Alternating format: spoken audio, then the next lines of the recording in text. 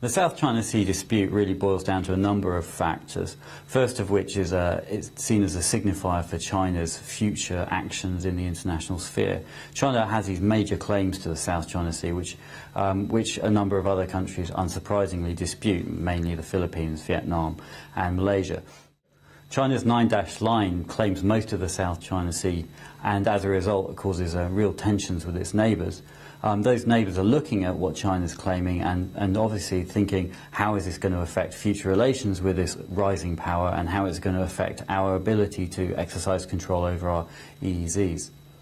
In Chinese maritime domain, I think we've seen the biggest activity particularly focused on the civilian maritime forces, actually.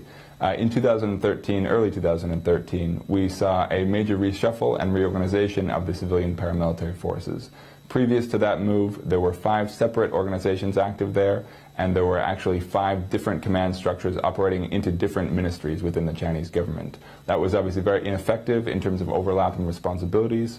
It was also actually promoting competition within those services and across them, both in terms of prestige, looking for budget, and therefore sort of potentially risking increased posturing to win those prizes.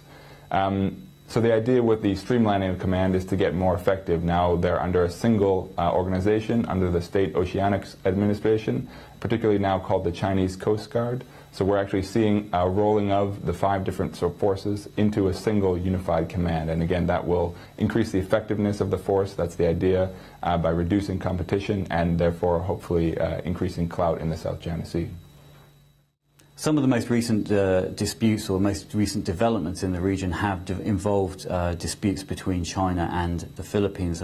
In April 2012 we saw Scarborough Shoal, which is in the north kind of area of the South China Sea, as a major focus of a disagreement when CMS or China Marine Surveillance ships turned up and barred Philippine ships from entering the shoal, which acts as a natural harbour and a lagoon for fishing vessels.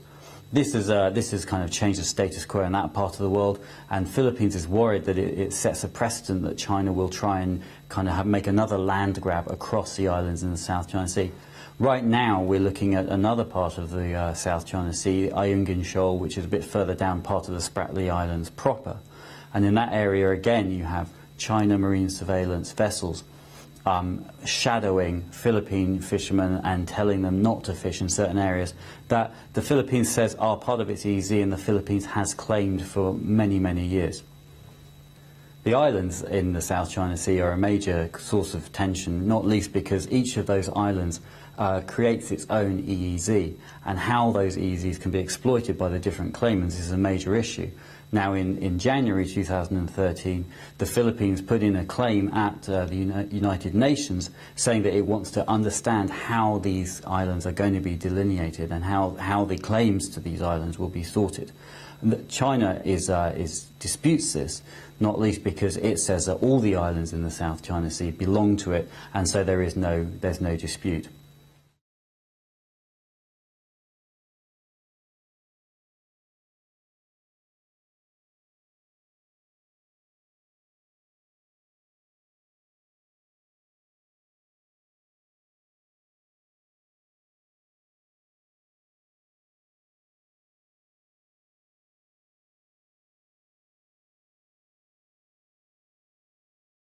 James Shoal's a really interesting example of how China is kind of extending its claims. Since this year we've seen a major PLA Navy exercise down there, and we have to remember it's very, very far away from the Chinese mainland, and it's very, very close to Malaysia.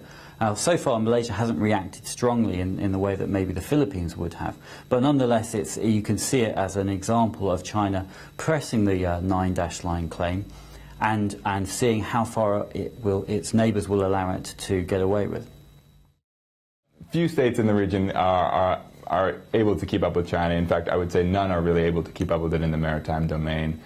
We've seen a few different new vessels come into service in the last few years to attempt to sort of off-balance some of China's progress. In particular, Malaysia has brought in a few new submarines, 2 in particular, in 2009, but they're still struggling to figure out how to use those effectively, and they're worried about the trade-offs that they're going to have to make operating those vessels versus the difficulties of operating surface fleets at the same time. So they're sort of trading off subsurface for surface capabilities. We've seen Vietnam bring in 2 light frigates recently as well. Those are going to be particularly tasked with their anti-submarine operations, but again, I mean, that's a very light touch compared to the mass of capability that China is bringing into the area. And most recently, we have seen the Philippines, which is particularly important as it deepens its ties with the United States. It has recently brought in 2 previous or ex-U.S. Coast Guard naval cutters. But the trick is that those are more than 40 years old. So although they're new to the Philippines, they're certainly going to be of limited capability and inevitably leaving much to be desired in terms of maintenance and operational effectiveness.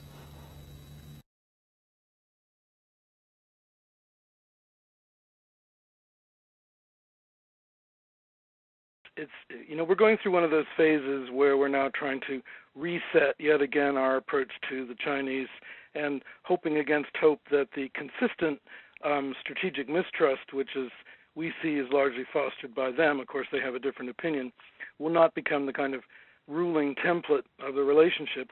But speaking very frankly, the feeling is here that the Chinese really have been acting as midwife to the American policy, which began to change in 2007, 2008, which was to